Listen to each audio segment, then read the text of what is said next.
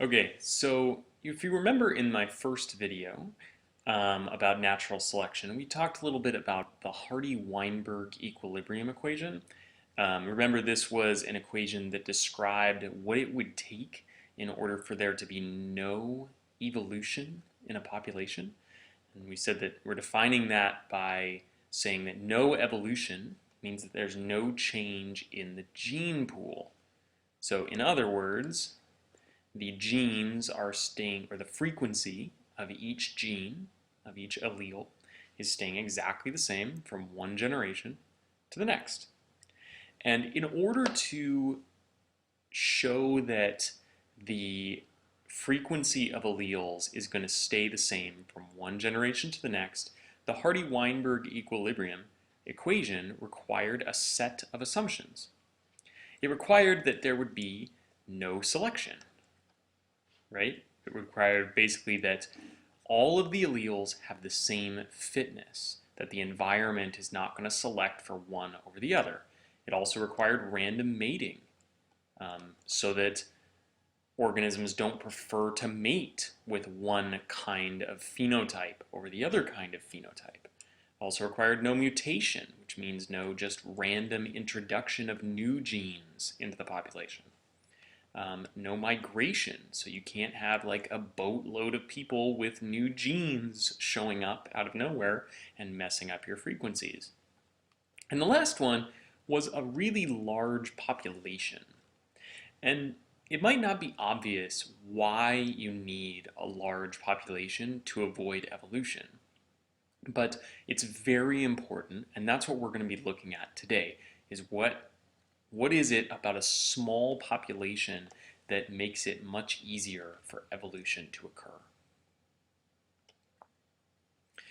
So the idea of a small population experiencing evolution is that little statistical or random events can have a huge effect on a small population. So if you think of, if I had a population of just 10 individuals, let's say these are bugs, and I've got, not 8 of the bugs here are white, so that's 80% white phenotype, and I've got 22 of the bugs are brown, so that's a 20% brown phenotype. And then all of a sudden something happens, something just completely random, like a fire or a flood or a lightning strike or an avalanche, and it kills off half of the population. Okay, so the bugs that die just die completely at random. So this guy dies, and this one, and this one, and that one, and this one. And so the people that are left, or the bugs that are left, are all the same phenotype. Now, it's only the white bugs that survive, but it's not because the white bugs are better. Okay, it's not because they have increased fitness. It's just random chance. But the effect of that is tremendous, because in the next generation, those white bugs are most likely going to have white children. And so all of a sudden, the frequency of this allele has changed dramatically. It's gone from 80% in the first generation to 100% in the second generation. And so that's evolution, but it's not evolution due to natural selection. That's an important distinction. Not all evolution, not all change in a population is due to natural selection. Okay? This is evolution just due to random chance. Another example would be if you look at this small little population of beetles, 3 green beetles and 6 brown beetles, and then all of a sudden somebody just steps on some of them. Well, he steps on green beetles. He doesn't step on them because he hates green beetles. He just wasn't paying attention. And so the effect is green beetles almost go extinct. Okay? And so these are examples of what we call genetic drift, where random events change a population permanently. And as we mentioned with Hardy-Weinberg, one of the biggest things that can lead to genetic drift is a small population. All right, so this graph shows a bunch of different population sizes from 10 up to, I think that's 10 million. This blue line right here just shows a population of 10. So they started it off with an even ratio of alleles A and B. So it's 1 to 1 right here. So you've got equal amounts. And you'll notice that the amount, that this amount of the alleles is changing a lot. The frequency is bouncing around like crazy. It's because there's only 10 individuals. And then something really surprising happens. At 19 generations, all of allele A just disappears. Just randomly. And it's never going to come back unless you had some kind of mutation that caused it to randomly appear again. That's not very likely. So this small population can have a whole gene just disappear due to random chance. And that might sound really weird, but think about it like this. We're just talking about probability. What if you're just flipping coins, right? If you flip a coin 1,000,000 times, you're probably going to get half of the flip's heads and half the flip's tails. But if you flip a coin just 5 times, you could get all heads. It wouldn't be that surprising. And that's basically what happened, is in this population, just by random chance, all of the genes that were passed on were allele B, and none of them were allele A. Now, if you compare that to a really large population, like let's look at this green line right here, you can see the green line, it does move up and down, but it doesn't move up and down nearly as much. And that's because it's a much larger population. That's 1,000 individuals.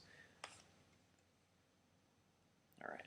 Some other ways, so, a great real-world example of this, is a very small population of humans called the Amish. So Amish don't like to marry or mate with, we would say in biology terms, other humans outside their community. And so this leads to certain genetic mutations that are really common in the Amish population that you wouldn't see anywhere else.